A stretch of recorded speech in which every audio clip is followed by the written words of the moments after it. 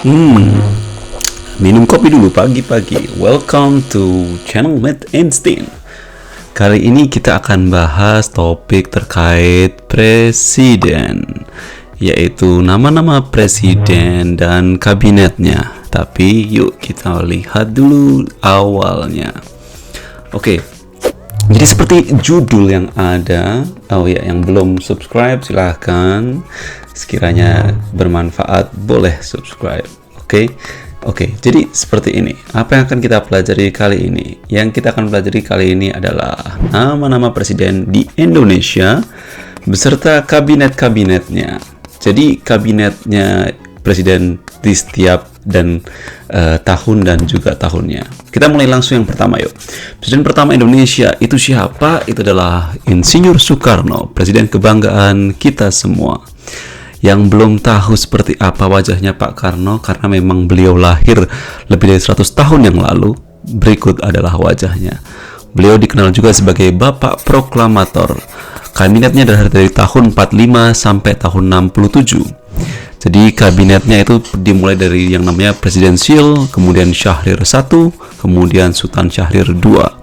Beliau ini cukup banyak kabinetnya. Yang keempat adalah kabinet Amir Syarifuddin, Hatta I, Darurat, dan Hatta II. Kemudian kabinetnya berlanjut lagi, Kabinet Republik Indonesia Serikat, Kabinet Susanto, Kabinet Natsir dan Sukiman Suwiryo. Cukup banyak. Nah, belum selesai sampai di sini. Ada Kabinet Wilopo, Ali Sastro Amijoyo, Baharudin Harahap, dan Ali Sastro Amijoyo II. Nah, beliau itu juga sangat ahli dalam hal berbicara bahasa. Konon beliau bisa berbicara dalam banyak bahasa. Yuk kita lihat, ini beliau berbicara dalam bahasa Belanda. Coba kamu ngerti apa enggak? Dat wil zeggen, als Irian al terug is in onze schoot, dan zal ik de eerste zijn die het Nederlandse volk de hand van vriendschap toesteekt. En nu Irian al inderdaad terug is in de schoot van de Indonesische Republiek, is de verhouding Nederland-Indonesië er een van vriendschap, van goede verstandhouding. En daarom heb ik gezegd, oh wat zou het mooi zijn wanneer prinses Beatrix eens hier kwam. Dan zal ze kunnen zien wat Indonesië is, hoe Indonesië is. Ik geloof dat wanneer de verhouding, ook de mentale, geestelijke verhouding tussen Nederland en Indonesië helemaal werkelijk op vriendschappelijk peil wordt gebracht, dan kan dat een voorbeeld zijn voor internasional. Oke, nah itu tadi beliau presiden yang pertama, sangat berkesan. Sekarang presiden kedua Indonesia. Presiden kedua Indonesia ini dikenal dengan nama Pak Harto atau Jenderal Soeharto atau The Smiling General. Lihat nih, beliau suka banget senyum. Tapi jangan cuma dilihat dari senyumannya, karena banyak yang sebenarnya sejarah agak hitam terkait beliau. Meskipun banyak juga, beliau telah banyak membangun Indonesia, oleh karena itu disebut juga dengan Bapak Pembangunan. Nah, kabinetnya adalah Kabinet Pembangunan 1 sampai 7 dari tahun 67 sampai 98. Nih, contoh kunjungan beliau ke luar negeri yang bisa kita lihat saat Presiden Ronald Reagan. Cukup menarik. Welcome to Washington and again, welcome to life. Nah, beliau ini juga sangat dihormati di luar negeri, bahkan saat itu Indonesia terkenal sebagai salah satu macan Asia. Oke, presiden ketiga Indonesia siapa? Sering banyak yang lupa karena beliau adalah Presiden B.J. Habibie. Kenapa banyak lupa? Karena beliau itu presiden yang menggantikan Soeharto saat Soeharto jatuh dilengsarkan tahun 98. Ini Pak Habibie, presiden idola kita yang sangat ganteng dan cerdas. Nah, kabinet dari Pak Habibie ini apa saja? Yuk lihat. Kita klik dulu.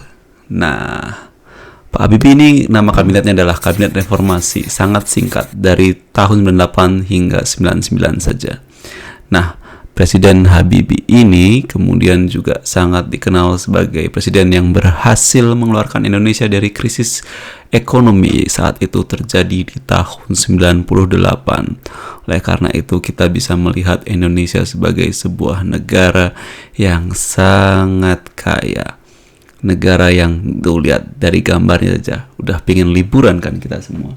Nah, Pak Habibie ini juga merupakan salah satu presiden yang sangat memperjuangkan demokrasi, karena dari tangan beliau itu beralih dari masa kediktatoran Pak Harto ke sesuatu yang sifatnya lebih demokrat atau kita kenal dengan nama reformasi. Di tahun 98 reformasi bergulir sangat kencang, mahasiswa turun ke jalan menuntut yang namanya reformasi. Oleh karena itu saat ini kita bisa benar-benar merasakan bagaimana sih impact atau manfaat dari reformasi. Jadi kalau kamu tidak mensyukuri saat ini, itu adalah sesuatu yang salah, karena reformasi itu adalah hadiah untuk kita semua. Oke, lanjut. Presiden berikutnya, presiden keempat Indonesia. Siapakah beliau? Beliau adalah Abdurrahman Wahid atau dikenal dengan nama Gus Dur. Beliau ini sangat eksentrik dan sangat terkenal juga di luar negeri, di Indonesia, karena basis beliau dalam hal agama, tapi juga sangat piawai dalam hal politik. Kita klik dulu Gus Dur. Nah, Presiden Gus Dur ini menjabat tidak begitu lama, hanya dari tahun 98 sampai 2000 dengan nama Kabinet Persatuan Indonesia. Nah, kenapa kok beliau itu sangat cepat? Karena pada saat itu terjadi berbagai macam demonstrasi yang digerakkan oleh beberapa tokoh yang menginginkan beliau turun. Karena saat itu Presiden Gus Dur banyak mengeluarkan kebijakan yang tidak membuat nyaman beberapa orang. Padahal Indonesia saat itu sangat mencintai Presiden Gus Dur. Lihat pemandangan alam Indonesia yang sangat indah ini, kita harus benar-benar mensyukurinya. Nah, Presiden Gus Dur ini kemudian digantikan oleh Presiden Megawati Soekarno Putri yang saat itu menjabat sebagai wakil presiden. Presiden Gus Dur ini juga merupakan presiden pertama yang langsung dipilih oleh Presiden Gus Dur itu masih dipilih oleh MPR, tapi Presiden Gus Dur ini adalah saat presiden yang benar-benar dipilih dan tidak terkait dengan apapun yang berhubungan dengan Presiden Soeharto. Oleh karena itu banyak yang berharap bahwasanya masa-masa itu menjadi masa yang sangat reformis dan simbol dari reformasi. Oke, berikutnya yaitu Presiden kelima Indonesia. Siapa lagi kalau bukan Ibu Megawati Soekarno Putri. Oke, yang belum tahu gambarnya karena anak-anak yang lahir di generasi Z kali ini, berikut adalah gambarnya Bu Megawati. Bu Megawati ini dikenal juga memiliki kabinet dari tahun 2000 sampai 2004 dengan nama kabinet apa? Ayo tebak. Ya, kabinet beliau adalah kabinet gotong royong. Nah, seperti apa sih kabinet gotong royong ini?